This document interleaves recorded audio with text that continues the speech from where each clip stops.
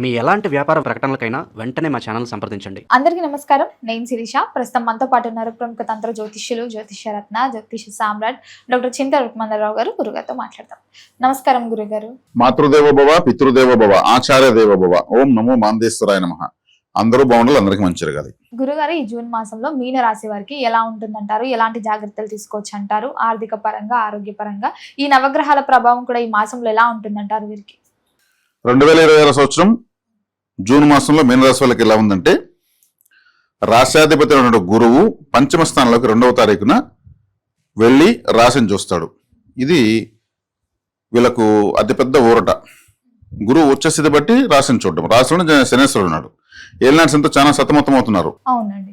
జన్మలోనే శని ఉన్నప్పుడు ఏమవుతుంది? దేహ అనారోగ్యము, తల్లికి అంటే జన్మనిచ్చిన తల్లికి జన్మలో ఉన్నప్పుడు తల్లి సామాన్లకు ఇబ్బంది కావడము, చేస్తున్న వృత్తిలో కష్టం ఎక్కువ కావడము, టార్గెట్స్ ఎక్కువైపోవడము, ఫలితం తగ్గడము, అలసిపోవడము, కాళ్ళు నొప్పులు రావడము.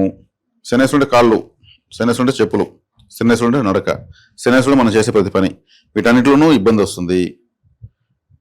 కాబట్టి వీటన్నిటి నుంచి ఉపశమనం గురువు చూస్తున్నాడు కాబట్టి, పంచమ స్థానంలో కాబట్టి సంతానపరంగా శుభవార్తలు వినడము, లేదా సంతానం ద్వారా సంతోషం కలగడము, జన్మశని యొక్క పేరు తగ్గడం వల్ల ఆరోగ్యం పెరగడము, చేస్తున్న వృత్తిలో సులభంగా పనులు రావడము, మంచి నిద్ర పట్టడము. శని జన్మంలో శని నిద్ర పడదు.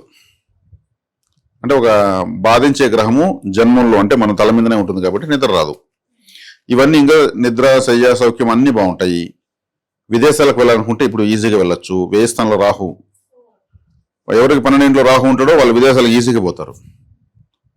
వ్యయ స్థానంలో ఎవరికి చంద్రుడు ఉంటాడో జన్మజాతకులు వాళ్ళు ఈజీగా ఫారెన్ వెళ్ళొచ్చు. చంద్రుడు, రాహు, వ్యయాధిపతి ముగ్గురు బాగున్నారంటే వాళ్ళు దేశం దాటేస్తారు ఈజీగా. ఇప్పుడు ఇవన్నీ కూడా బలంగా ఉన్నాయి. 3వ ఇంట్లోకి 20వ తేదీ నుంచి కుజుడు బాగున్నాడు. ద్వితీయార్థంలో కూడా కుజుడు బలం దొరుకుతా ఉంది. రవిగ్రహము 4వ ఇంట్లో ఉంది కాబట్టి గృహ వాహన విషయాల్లో ఖర్చులు ఉంటాయి. ఎందుకంటే 4వ స్థానంలో రవి కాబట్టి 6వ ఇంటి వాడు. 6వ ఇంటి వాడు అంటే ఏదైనా అప్పు చేసి బండి కొనడము, అప్పు చేసి ప్లాట్ కొనడము, ఇంటి మరమ్మతుల కోసం ఖర్చులు పెట్టడము, ఇవన్నీ ఉంటాయి. కాబట్టి లేదా ఎవరన్నా కూడా పుట్టిన వాళ్ళు కావచ్చు, బంధువులు కావచ్చు, వాళ్ళకి ఏదైనా కారు కొంటున్నారనో, ఇల్లు కడుతున్నారనో, ఇట్లా వాటికి డబ్బులు ఏదైనా ఇవ్వాల్సి రావచ్చు. ఇటువంటివన్నీ ఉంటాయి. ఈ పంచమంలో గురువు, బుధుడు, శుక్రుడు ముగ్గురు వెళ్తున్నారు కాబట్టి అదృష్టం అయితే మాత్రం వీళ్ళకి ప్రారంభమైంది మాత్రం కరాఖండిగా చెప్పొచ్చు. వివాహ యోగం కూడా ఉందంటారా?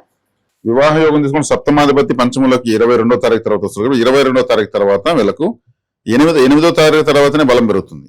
మరి గురుగారు, ఎవరైతే ఉద్యోగ వ్యవస్థలో ఉన్నారో, ఉద్యోగ రంగంలో ఉన్న వారికి ఉద్యోగం మారాలి అని ఆలోచన ఉంటే ఈ సమయం కరెక్ట్ అంటారా? ఇప్పుడు మారడానికి బలం ఉంటుంది. ఆ ఉద్యోగం అనే ప్లేస్ లో కేతు ఉన్నాడు. ఆ ఉద్యోగం అనే స్థానాధిపతి రవి 4వ ఇంట్లో ఉన్నాడు. అంటే 6వ స్థానానికి లాభస్థానంలోకి రవి వచ్చాడు కాబట్టి ఉద్యోగం మారంటే ఇప్పుడు మారచ్చు. మరి విద్యార్థులకు ఎలా ఉంటుందంటారు ఈ మాసంలో?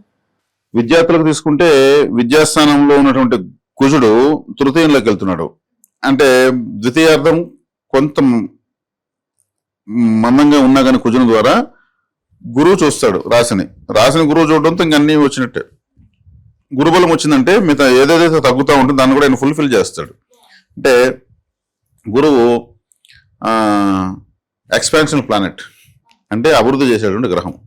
రాశిని ఎప్పుడు చూస్తాడు ఆటోమేటిక్గా అన్ని అభివృద్ధి చేస్తూనే ఉంటాడు. దాని ముందు వేరే గ్రహాలు అటు ఇటు ఉన్నా కానీ పెద్దగా పట్టించుకోవాల్సిన అవసరం లేదు.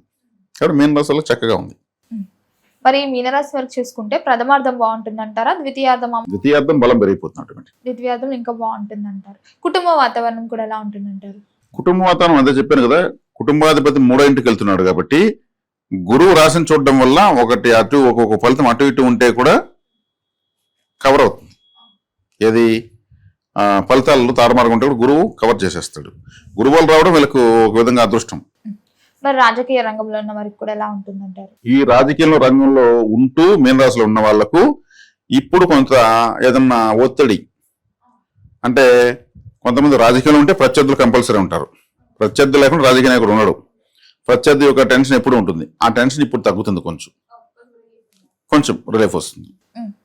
ఈ మాసంలో పెట్టుబడులు పెట్టాలన్నా, కొత్తగా వ్యాపారం స్టార్ట్ చేయాలన్నా, ఒకవేళ మీనరాశి వారికి ఫ్యూచర్ లేదన్నా వ్యాపారం స్టార్ట్ చేయాలన్నా వీళ్ళకి ఏది బాగా సెట్ అవుతుంది? ఎంత గురువు వీళ్ళ రాశిని చూసినా కానీ ఇప్పుడు పెట్టుబడులు కొంచెం దూరంగా ఉండడం బెటర్, ఆశతూచి పోవడం బెటర్. ఉన్న డబ్బులు ఉంటే ఎక్కడికి పోదని పెట్టుకోవడం బెటర్. శనేశ్వరుడు అట్లా జరిగి పక్కకి వెళ్ళిన తర్వాత ఉంటే చూడొచ్చు. ఈ క్రీడాకారులకైనా కానీ సినిమా రంగంలో ఉన్న వారికి కూడా ఎలా ఉంటుంది? సినీ క్రీడా రంగాల వరకు చాలా బాగుంది. ఎందుకంటే క్రీడలు అంటేనే కుజుడు మూడో ఇంటికి వెళ్తున్నాడు 20 తరగతి తర్వాత. ద్వితీయార్థంలో క్రీడలకు బాగుంటుంది, క్రీడాకారులకు. సినిమాలకు బ్రహ్మాండంగా ఉంది, చాలా బాగుంది. అందరికన్నా సినిమాలకు బాగుంది. మరి ఎవరికైతే వివాహం జరిగి సంతానం లేక బాధపడుతున్నారో వారికి సంతాన యోగం కంపల్సరీ ఉంది. సంతాన కారకుడే వచ్చేసి పట్టాడు కాబట్టి, పంచమస్థలం ఉన్నాడు కాబట్టి.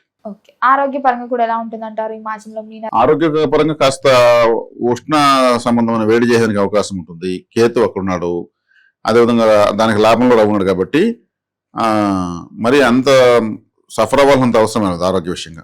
ఆర్థిక పరంగా ఎలా ఉంటుంది అంటారు? ఆర్థికంగా బాగుంటుంది. గృహయోగం, వాహన యోగం కూడా ఉందంటారా? గృహ వాహన యోగాలు వీళ్ళకు చతుర్థాధిపతి పంచములకు రావడము, పంచములకు గురు రావడము, గృహ వాహన యోగాలు ఉన్నాయి, వీళ్ళు తీసుకోవచ్చు. విదేశీ యోగం ఉందంటారా? విదేశీ యోగం వీళ్ళకే ఎక్కువ ఉంది. రాహు పనులు ఉన్నాడు కదా, అన్ని రాజులకన్నా వీళ్ళకే బాగుంది. ఈ మాసంలో వెళ్ళే ఛాన్సెస్ ఉన్నాయి. మరి గురుగారు ఈ మాసంలో వీరు దేని పట్ల జాగ్రత్తగా ఉంటే ఈ మాసం అంతా బాగుంటుందంటారు? వీళ్ళు జాగ్రత్తగా ఉండాల్సినంత వచ్చేకాడికి ఇప్పుడు గురుబలం వచ్చింది కదా అని పెట్టుబడులు ఎక్కువ పెట్టకూడదు, అంత అవుట్పుట్స్ రావు. పెట్టుబడి ఇప్పుడు శనేశ్వరుడు లగ్నంలో ఉన్నాడు, రాశిలో ఉన్నాడు. ఈ శని జరిగేంత వరకు భారీగా పెట్టుబడులు పెట్టకుండా ఉండడం మంచిది. అదేవిధంగా కాలభైరవ ఆరాధన చేసుకోవడం మంచిది. మృత్యుంజయ మంత్రం జపించుకుంటే కూడా మంచిది. ఇక వీళ్ళు ఒక మోస్తరుగా ఎక్కువ కాకుండా తక్కువ కాకుండా పెట్టుబడులు పెట్టుకోవచ్చు. ఇంకా తీసుకుంటే గురువు బలంగా ఉండదు కాబట్టి గురు దక్షిణామూర్తి ఆరాధన చేస్తే కూడా ఇంకా యోగం పెరుగుతుంది.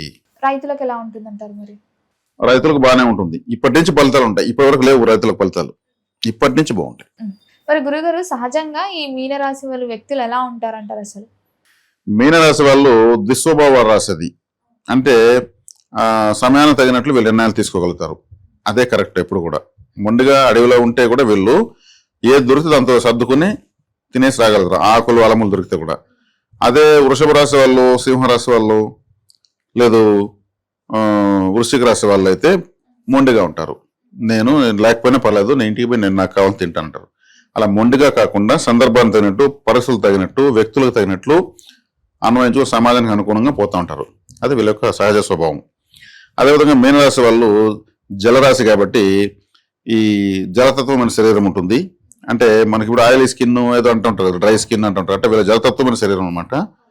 వీళ్ళు ఎక్కువగా పుణ్య సముద్ర తీరాల్లో ఉన్నటువంటి ఆలయాలకు ఎక్కువ వెళ్ళాలి. అంటే త్రివేంద్రం అనంత పద్మనాభ స్వామి, రామేశ్వరం సముద్రం పక్కనే ఉంది. అదేవిధంగా కన్యాకుమారి, తిరుచెందూరు, సముద్ర తీరాల్లో ఉన్నటువంటి పుణ్యక్షేత్రాలకు ఎక్కువ వెళ్ళడం వల్ల ఈ రాశి యాక్టివేట్ అవుతూ ఉంటుంది.